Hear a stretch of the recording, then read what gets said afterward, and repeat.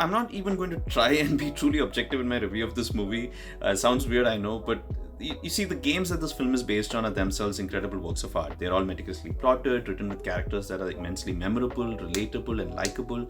The set pieces in them are all incredibly exciting, and in fact, I'd go as far as to say are even more cinematic than a lot of modern action movies. And when all of the above are made immersive as hell, and you're the one controlling said action, well, that's an experience that's just one of a kind. Seriously, if you haven't played the Uncharted games and if you're a sucker for adventure, do yourself a favor, get a PlayStation, doesn't have to be a PS5, they're all there on the PS4, and just play them. You can thank me later. I, for one, absolutely adore these games and truly cherish them. I mean, I've loved them enough to have a quote from them put permanently on my body. So you can understand when I say that it's a nigh impossible task for me to separate the review of this movie from the games. Now, all that may sound like a preamble for me to say that the movie sucks, but I kinda enjoyed it for the most part.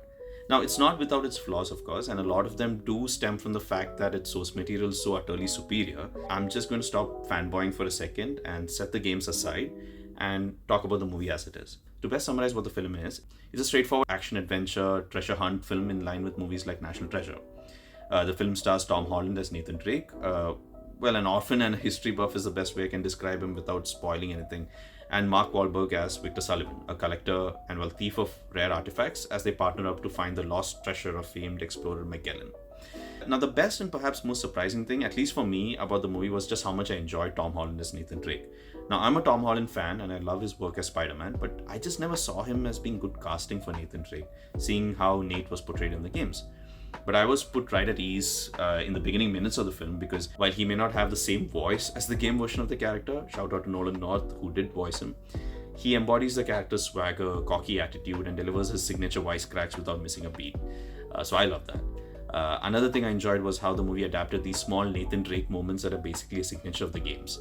What these moments are essentially Nate coming against insurmountable odds and getting through it with sheer luck, skill, and tremendous upper body strength.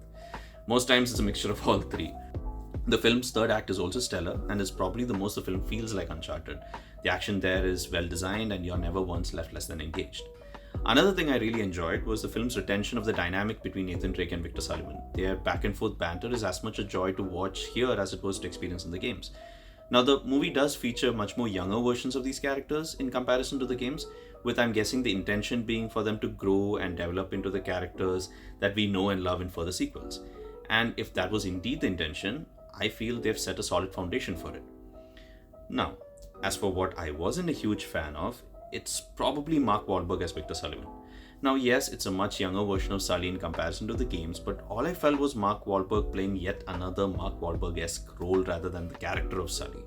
Furthermore, I felt the action sequences, save a few, were far inferior in comparison to the games.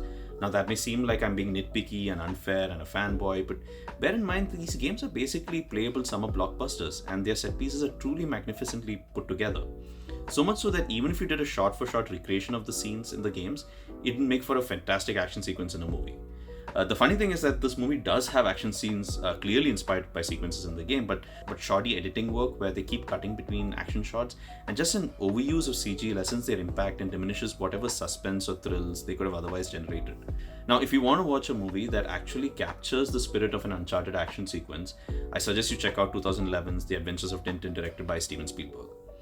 I was also disappointed, and I get that this sounds very fanboyish, that they didn't use the classic Uncharted theme music more generously in the movie, instead opting for a score that, while composed by one of my favorite composers, Ramin Djawadi, sounded very generic action movie rather than anything remarkable.